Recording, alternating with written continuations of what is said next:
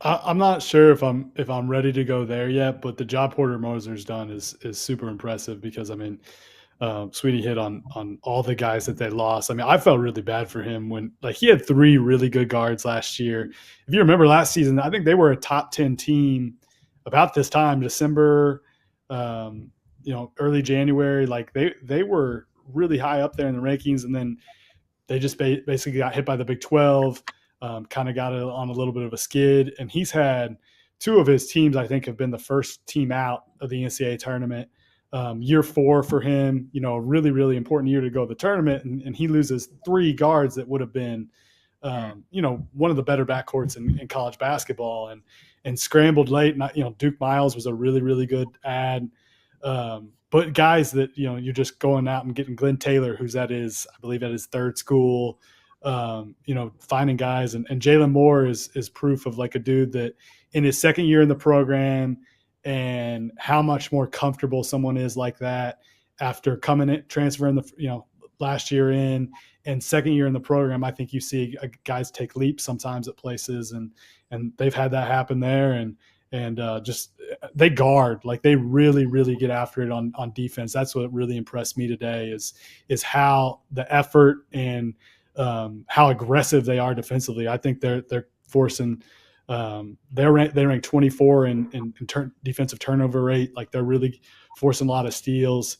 It was an impressive 3 wins in battle for Atlantis. Like I didn't see this coming for them, and I'm not sure I'm ready to go top 4 in the SEC, but he's done a fantastic job.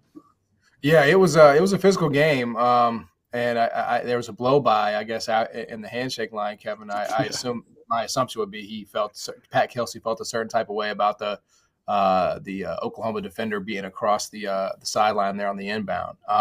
Did y'all see the look back by Porter on the blow Yeah. by? That was awesome. I mean, I wouldn't have noticed. I wouldn't have noticed if he didn't stop. I would have felt like they got to get to dinner out there in the Bahamas.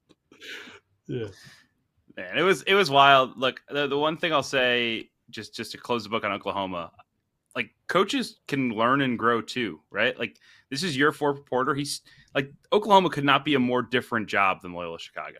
And he's had to go be Mr. Portal and flip the roster every year. And that's not who he ever was at Loyola when he had so much success. Like sometimes an old dog's got to learn new tricks. And I think Porter has been in the process of doing that. And the way he's been able to push the right buttons and get guys defending at the level that he wants, playing his style of basketball, all while being, in year 1, very much still learning the program. Like Jeremiah Fears is an 18-year-old kid. He looks like a kid out there. He has a baby face, but he is a killer. And Oklahoma, like they're doing it a different way, but I think Porter has grown and is a really, really good coach. And it's cool for him that they had the success they had this week. Yeah, on the Louisville side, go ahead. One thing I've talked to him about since he got that job is one lesson he learned early was you've got to have speed playing at the high major level. And I think he's really, really tried to address that the last couple of years. Javian McCollum was a blur last year with the basketball. Otega Owe was like a really great athlete that he got. And I think you look out there at the end of the game today, and I think he had Kobe Elvis, Jalen Moore, Jeremiah Fears, Duke Miles, and Glenn Taylor on the floor, like a small lineup but fast. And I think speed is something that they've really, really tried to build around, and defensively that's helped them a lot. I think it helped them a lot this week. Yeah, on the Louisville side of this discussion, again, I think all those points are you can apply to Louisville as well. I mean, I don't think anybody had them necessarily off to a start like this and being in this game. They also do lose Case and Pryor. We'll see, Kevin, just for how long he's out. But just taking what Pat Kelsey has done, and I'm not looking for the participation trophy. I want to be very clear about that.